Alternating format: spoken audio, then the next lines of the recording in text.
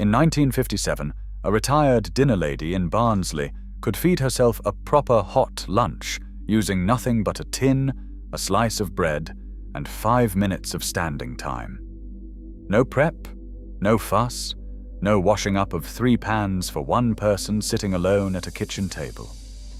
Today, supermarkets sell ready meals for one at £3.50 a pop, packed with salt and wrapped in plastic that takes longer to open than the food takes to heat.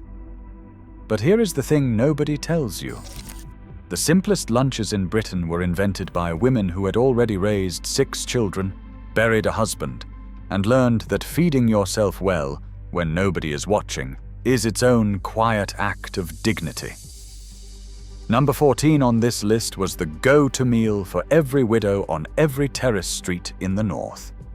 Number 7 uses a trick that costs 9 pence and turns a tin of something ordinary into a lunch your grandchildren would ask for.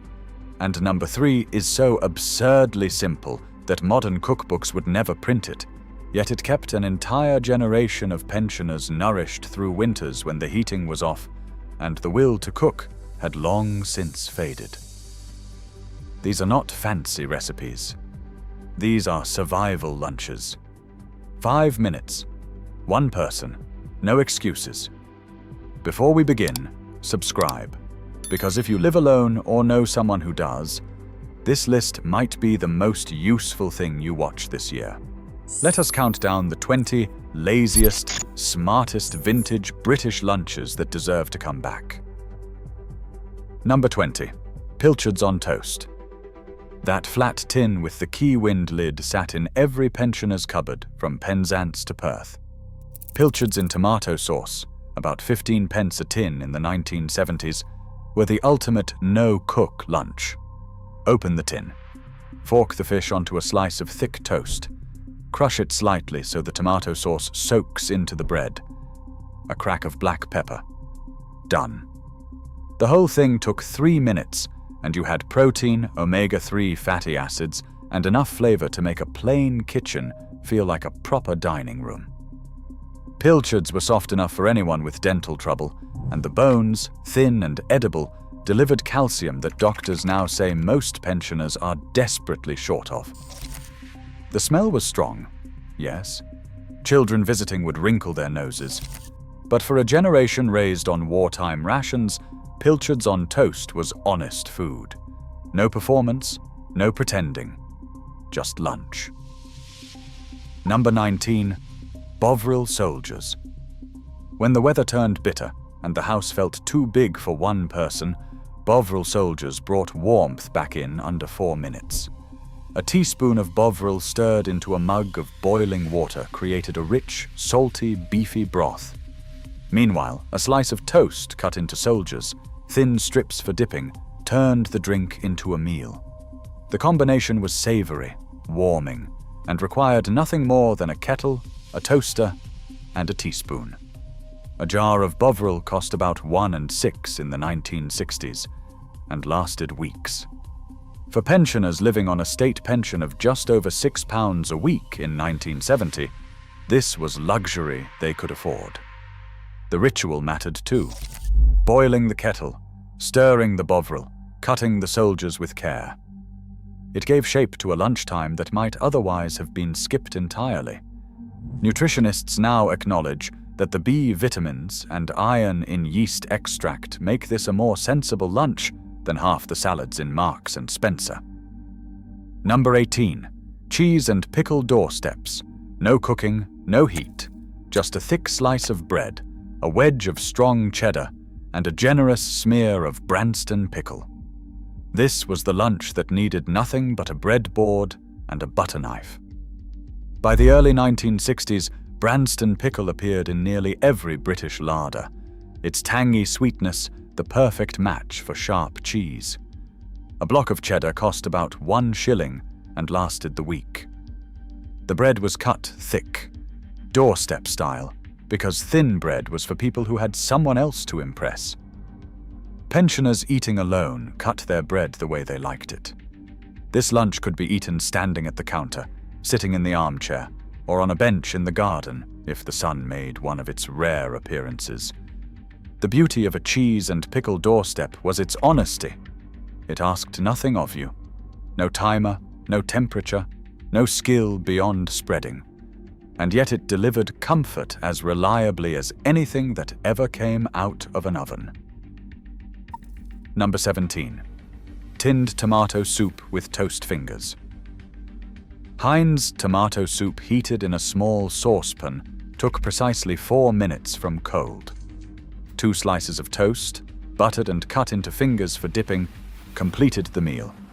In the 1950s, a tin cost about 8 pence and served one generously or too modestly. For a pensioner eating alone, 1 tin was perfect. The soup was sweet, smooth, and warm enough to take the edge off a cold kitchen. Some added a splash of milk for creaminess. Others dropped in a knob of butter that melted into a golden slick on the surface. The toast fingers were essential. They turned soup from something you drank into something you ate, giving the hands purpose and the lunch a sense of ceremony. Heinz understood this. Their advertisements through the 1960s showed solitary pensioners smiling over steaming bowls. And for once, the advertising was not lying. This was a lunch that genuinely made people feel better. It still does. Number 16. Sardines on crackers. When bread had gone stale and the shops felt too far, a tin of sardines and a stack of cream crackers solved lunch in 2 minutes flat. Peel back the tin lid. Lay a sardine across each cracker. Squeeze a drop of lemon juice if there was one in the fruit bowl, or just eat them plain. The oil from the sardines softened the crackers just enough to make them feel intentional rather than improvised. A tin of sardines cost pennies in the 1950s, and cream crackers kept for months in the biscuit tin. This was the store cupboard lunch that never let you down, even when everything else had run out. No cooking, no washing up beyond a plate. For pensioners with arthritis in their hands, the pull-ring tin and the light crackers were physically manageable in a way that chopping vegetables simply was not. Simple, capable, self-sufficient. That was the whole point. Number 15. EGG in a cup. Your grandmother almost certainly ate this, and modern food writers have almost certainly never heard of it. Boil an egg. 3.5 minutes for soft boiled, 4 minutes for medium. Scoop it out with a spoon into a teacup. Chop it roughly with a butter knife. Add a knob of butter, salt, pepper, and stir it into the bread soldiers you have already torn into the cup. The whole thing becomes a warm, buttery, eggy mess that tastes like childhood and takes under 5 minutes from kettle to mouth. An egg cost about a penny in the mid-1950s. By the 1970s, even on a pension, eggs remained the cheapest protein in the country. Egg in a cup required no egg cup, no toast rack, no performance. Just a teacup, a spoon, and 5 minutes alone in a kitchen that might feel too quiet, but at least smelled of something good. It was nursery food for grown-ups, and there is no shame in that when you are 82 and it is raining. First pattern break. Here is what nobody talks about when it comes to seniors eating alone. It is not that they cannot cook. Most of them cooked for families of 5 or 6 for decades. It is that cooking for one feels pointless. The motivation drains away when there is nobody to feed, nobody to please, nobody to say that was lovely. Thanks. These 5-minute lunches were never about laziness. They were about removing the barrier between hunger and eating. They were permission to keep feeding yourself properly when the world had gone quiet. That is why they mattered then, and that is why they matter now. Age UK estimates that over 2 million people aged 75 and over in Britain eat alone every single day. These lunches are for them. Number 14. Beans on toast. The most democratic lunch in British history. A tin of Heinz baked beans heated for 4 minutes in a saucepan, or 3 minutes in a microwave, poured over a slice of buttered toast. protein, fiber, and carbohydrates on one plate. A tin cost about 9 pence in the 1970s. The orange sauce stained the plate, and nobody cared, because this was not about presentation. This was about eating. Every retired teacher, every widowed miner, every grandmother in a council flat knew that beans on toast was the lunch you made when making lunch felt like too much effort. And that was precisely why it worked. It asked almost nothing. A saucepan, a toaster, and 3 minutes of patience. Some grated cheese on top. Some added a dash of Worcestershire sauce. The purists ate them plain and let the toast go slightly soggy underneath, because that, they would tell you, was the best bit. Beans on toast is still the most commonly eaten hot lunch by people living alone in Britain. Some traditions refuse to die because they were always right. Number 13. Cream cracker and corned beef. That iconic tin with the fiddly key. Corned beef sliced thick onto cream crackers with a smear of English mustard was a working lunch that retired into a pensioner's lunch without missing a beat. No heat required, no preparation beyond opening the tin and slicing. The salty, dense beef paired with the dry cracker and the sharp kick of mustard, creating something surprisingly satisfying. A tin cost about 1 shilling and sixpence in the early 1960s and served 4 or 5 lunches. Some pensioners kept the opened tin in the fridge with a saucer over the top, slicing off what they needed each day. It was portioned by instinct, never by recipe.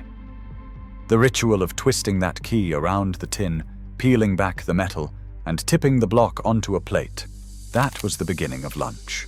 No oven, no hob, just hands, a knife, and a few minutes of peace. Number 12. Welsh rarebit, the quick way. Proper Welsh rarebit took effort. Cheese sauce, mustard, Worcestershire sauce. Sometimes beer. But the pensioner's version was faster and just as good. Grate cheddar onto a slice of toast. Add a shake of Worcestershire sauce directly onto the cheese. Slide it under the grill for 2 minutes until bubbling and golden. Pull it out. Eat it. 4 minutes, 1 plate, 1 grill pan. The sharp tang of the sauce cut through the rich melted cheese, and the toast underneath stayed crisp if you timed it right. A block of cheddar and a bottle of Worcestershire sauce were already in the kitchen.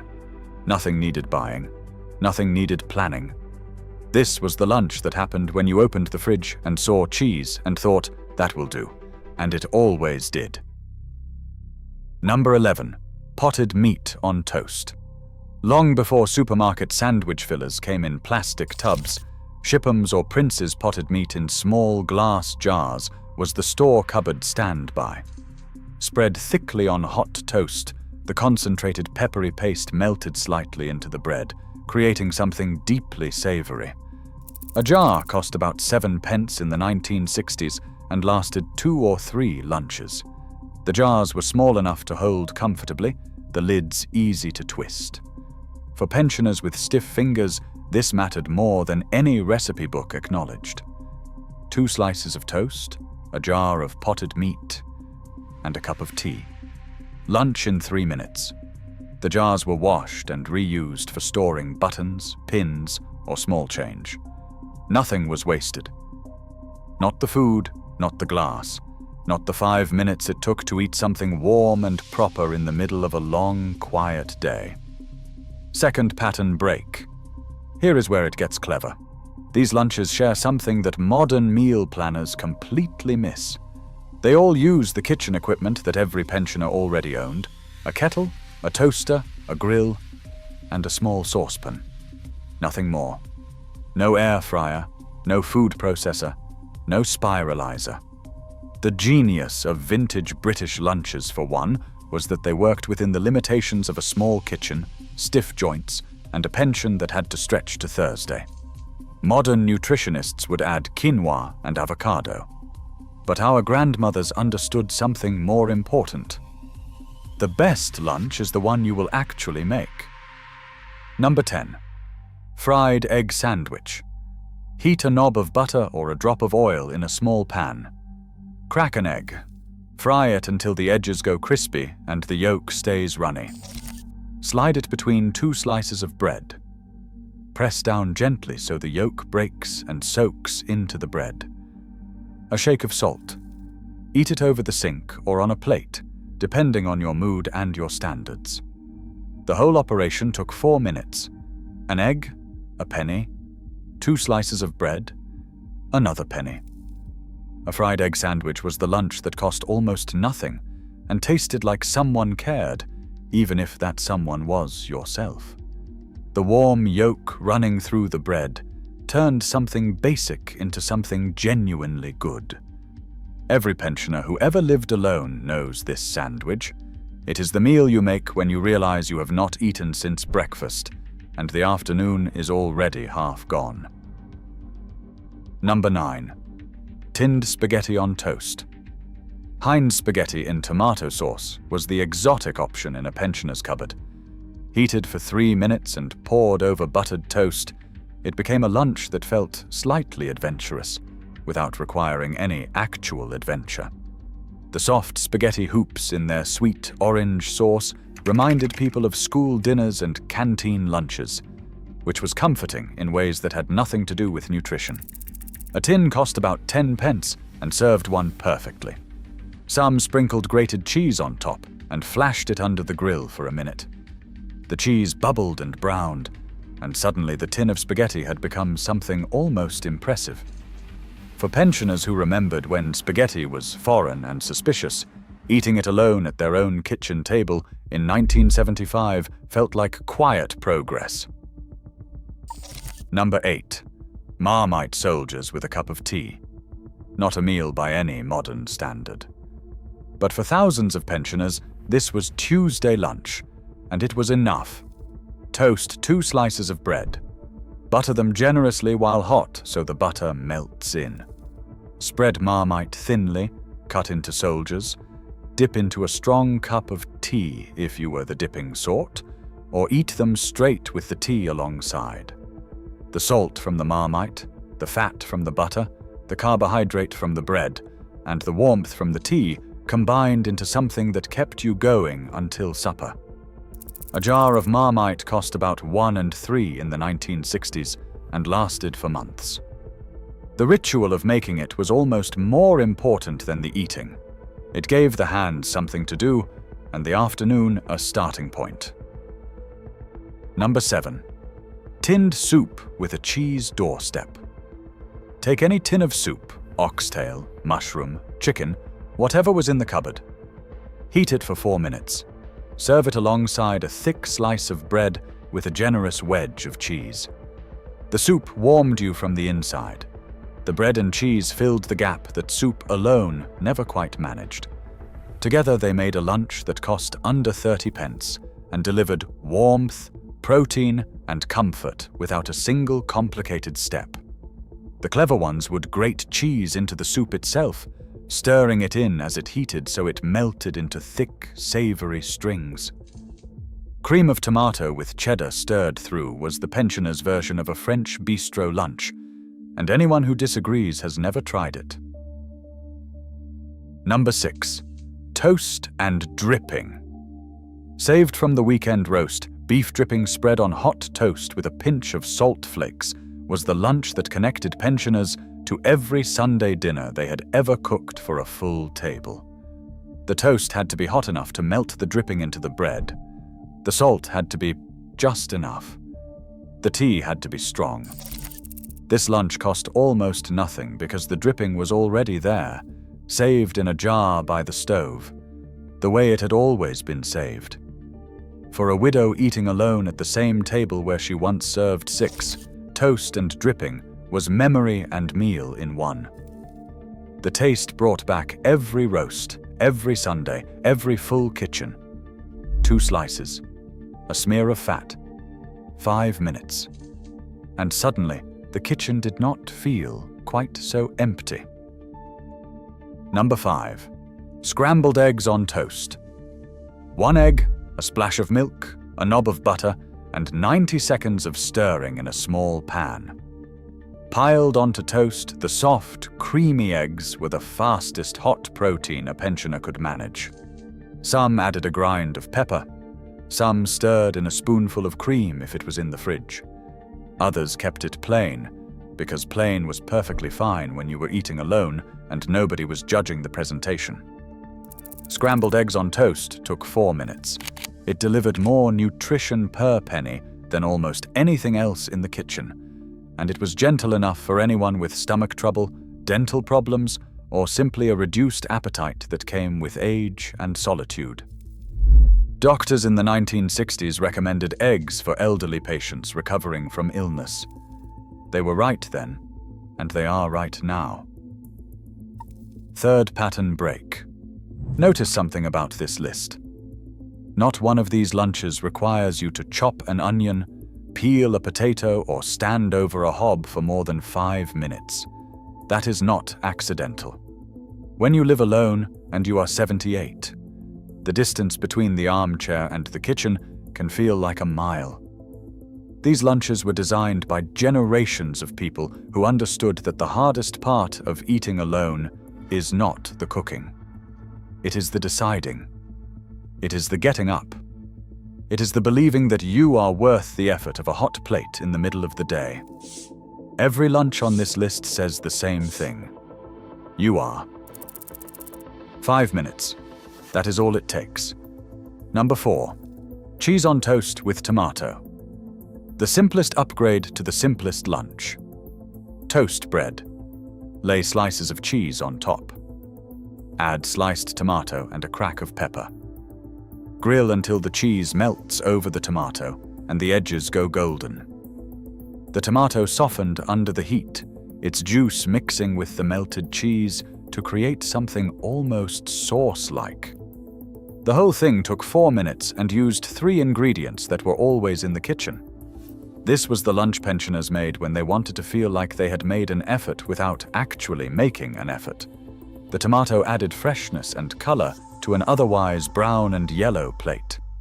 It was a small thing, but small things mattered when you were eating alone at a table set for 1. Number 3. Bread and warm milk. This is the entry that will divide the comments. A thick slice of bread was torn into pieces, dropped into a bowl, and covered with warm milk. A sprinkle of sugar or a drizzle of honey. Eaten with a spoon. It sounds like invalid food. It sounds like something you would feed a child who was poorly. And that is exactly what it was. But for pensioners with sore gums, poor appetite, or simply no energy left to cook, bread and warm milk was a meal that went down easily and kept body and soul together through a cold afternoon. The bread softened instantly in the warm milk, turning into something porridge-like and comforting. The sugar gave a small lift. The warmth reached places that cold sandwiches never could. This lunch existed in every decade of the 20th century, and it was eaten quietly, privately, by people who would never have admitted to it in company. It deserves its place on this list because it kept people fed when nothing else would.